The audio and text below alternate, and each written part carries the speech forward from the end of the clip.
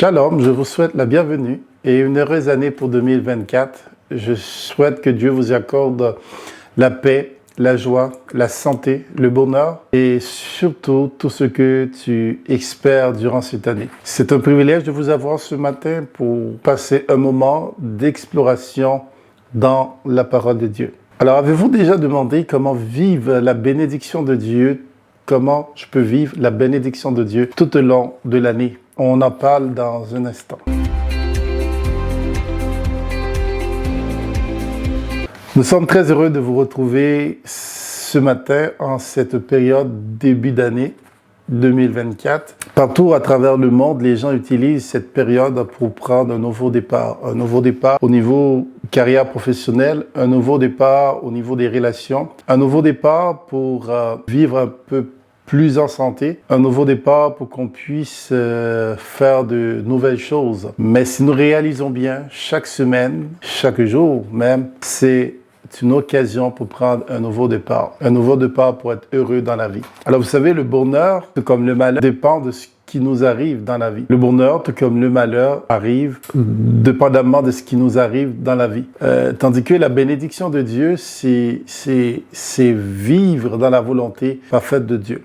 La bénédiction de Dieu, c'est une grâce, c'est une faveur, c'est une aide constante de Dieu que Dieu nous accorde et cette grâce se manifeste physiquement dans notre vie et nous aide à surmonter toutes choses. La Bible déclare, si nous prenons plaisir dans la parole de Dieu et que nous la méditons régulièrement, nous obtenons comme résultat la bénédiction du Seigneur. Alors ce matin, nous allons voir 5 clés fondamentales qui nous aident à expérimenter la bénédiction de Dieu dans notre vie. Alors, je vous souhaite, soyez attentifs afin de mettre en pratique ces clés fondamentales afin que nous puissions vivre ensemble la bénédiction que Dieu a prévue. La première clé pour vivre la bénédiction de Dieu, la première clé, c'est avoir une relation personnelle avec Dieu.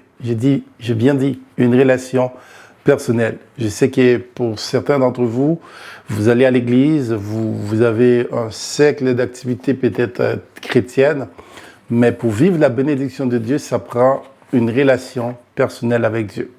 Pourquoi une relation personnelle avec Dieu? C'est parce que notre existence n'est pas un hasard. Dieu nous a envoyés sur la terre pour un but bien déterminé. Et la seule façon d'accomplir notre destinée, c'est d'avoir une relation avec le Dieu créateur. Parce que le Dieu créateur, seul le Dieu créateur peut nous bénir. Il a le plan de notre destinée et c'est lui qui contrôle toutes choses. Donc c'est important d'avoir une relation avec lui. Pas une relation avec les hommes de Dieu, pas une relation avec l'Église, mais une relation personnelle avec Dieu. La Bible déclare dans Ésaïe 64, verset 8, « Cependant, ô Éternel, tu es notre Père. Nous sommes l'argile et c'est toi qui nous as formés. Nous sommes tous l'ouvrage de tes mains. » Donc, c'est important d'avoir une relation avec Dieu si tu veux vivre la bénédiction. Et dans Proverbe 10, 22, ça nous dit, c'est la bénédiction de l'Éternel qui enrichit et il nous la fait suivre d'aucun chagrin. Donc, c'est important, mes amis, d'avoir une relation personnelle avec Dieu. La deuxième clé, c'est il faut avoir du temps pour méditer la parole de Dieu de manière constante et régulière. Pas seulement une journée, pas seulement, mais de manière constante, parce que Dieu nous parle à travers sa parole de manière constante. Alors, qu'est-ce que la méditation de la parole de Dieu fait dans notre vie?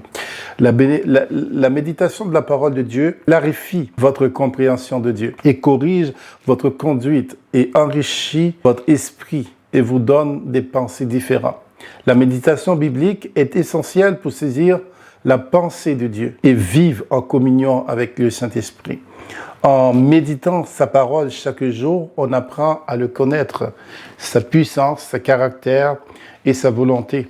Josué, chapitre 1er, verset 8, nous dit que ce livre de la loi ne se loin point de ta bouche, mais dites-le jour et nuit, afin que tu auras du succès dans tes entreprises. Donc, c'est important d'avoir un temps dans la journée, de méditer la parole de Dieu afin de connaître les caractères de Dieu, afin de connaître le plan de Dieu, afin d'avoir une communion avec lui et une communion avec le Saint-Esprit. La troisième clé, c'est avoir la foi en Dieu. Tu ne peux pas vivre la bénédiction de Dieu si tu n'as pas la foi en Dieu. La Bible définit la foi comme une ferme assurance des choses qu'on espère et une démonstration de celles qu'on ne voit pas.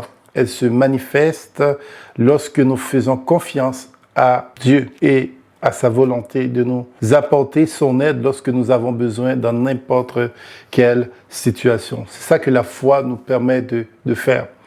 Peu importe la situation que nous traversons, nous restons fermes parce que nous croyons que la main de Dieu, que nous aurons une aide divine dans cette situation. La foi s'appuie sur la puissance de Dieu qui appelle à l'existence les choses qui n'existent pas. Elle est fondée sur les promesses de Dieu. Hébreux chapitre 11, 6 nous dit « Or, sans la foi, il est impossible de lui être agréable. Il faut que celui qui s'approche de Dieu croit qu'il existe et qu'il est le numérateur de toutes choses. » Donc, la troisième clé essentielle pour vivre la bénédiction de Dieu cette année, c'est de vivre par la foi en Dieu. D'avoir la foi en Dieu peut nous traverser toutes les situations. Dieu peut accomplir au-delà de ce que nous pensons ou nous imaginons. La quatrième clé, déclarer la grâce et la faveur de Dieu sur ta vie et dans tes projets à venir. Chaque jour de manière régulière.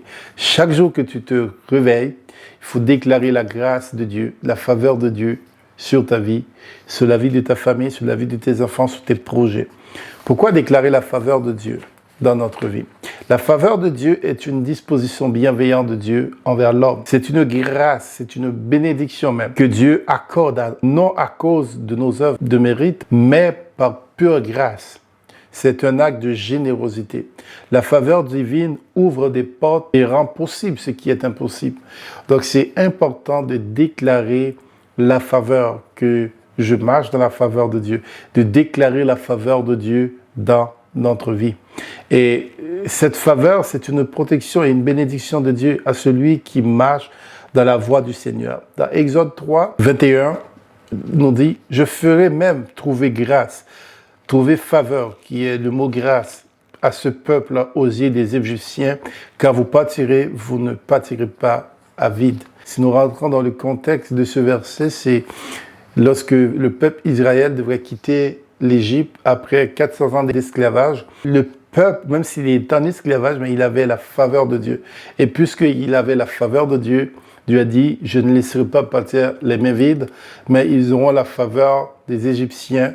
Et quand vous partirez point à vide. Et vous vous rappelez que lorsque le peuple Israël devait quitter, ils étaient partis avec les mains remplies.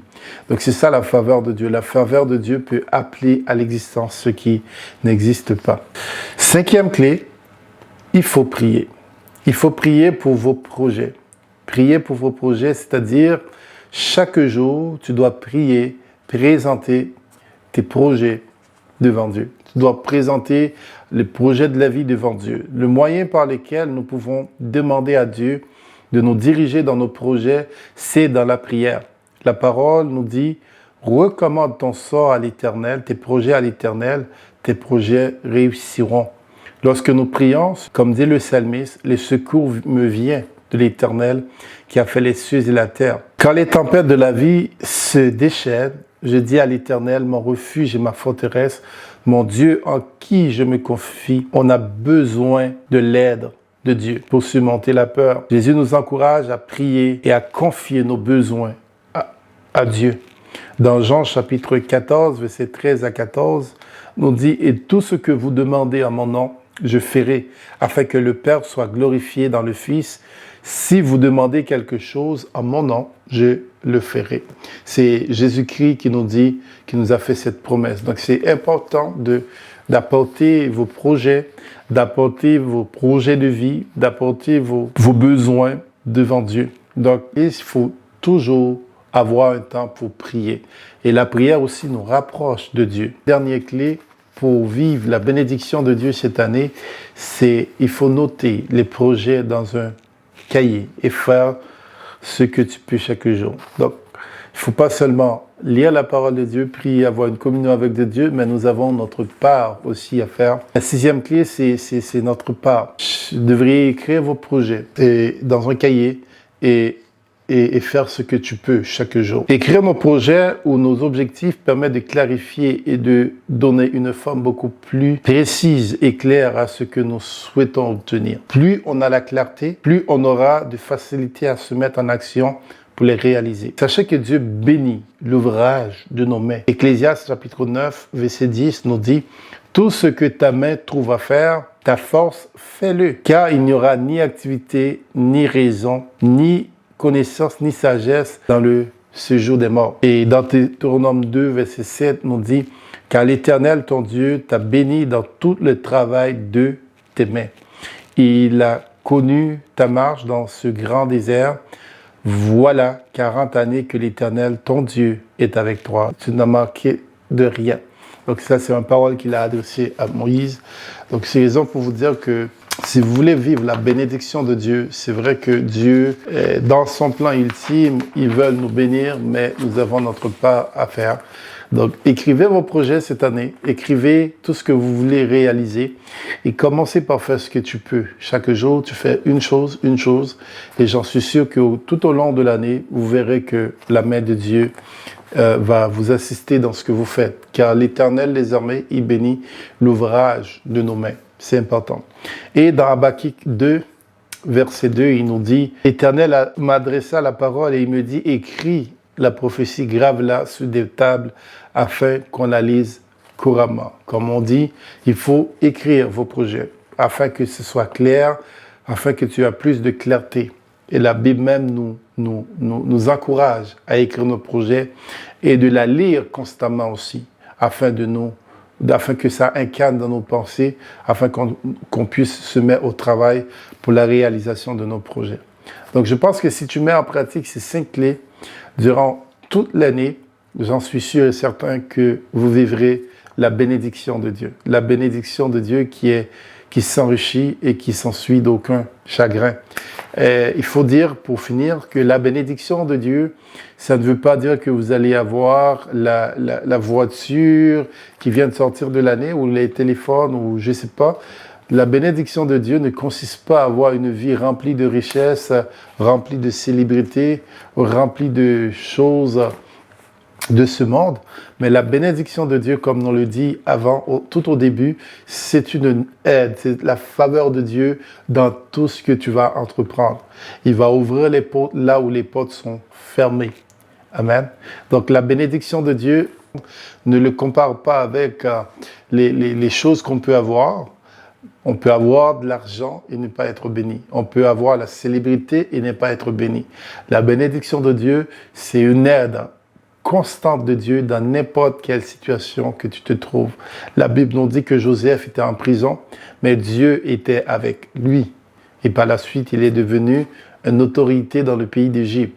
Donc, je pense que peu importe où tu es, si la main de Dieu est sur toi, tu vivras la faveur de Dieu, tu vivras la bénédiction de Dieu. Alors, c'est un honneur, c'est un plaisir pour nous d'avoir partagé ce temps. J'espère que ça vous a été utile. Donc, je vous souhaite une très bonne soirée ou matinée, dépendamment de l'heure que tu nous regardes. Et puis, à très bientôt. Nous aurons d'autres vidéos, d'autres séries d'enseignements pour vous aider à mieux approcher du Seigneur. Mon nom est Pasteur Mac et c'est un grand plaisir, c'est un honneur de vous avoir ce matin. Shalom, que Dieu vous bénisse abondamment.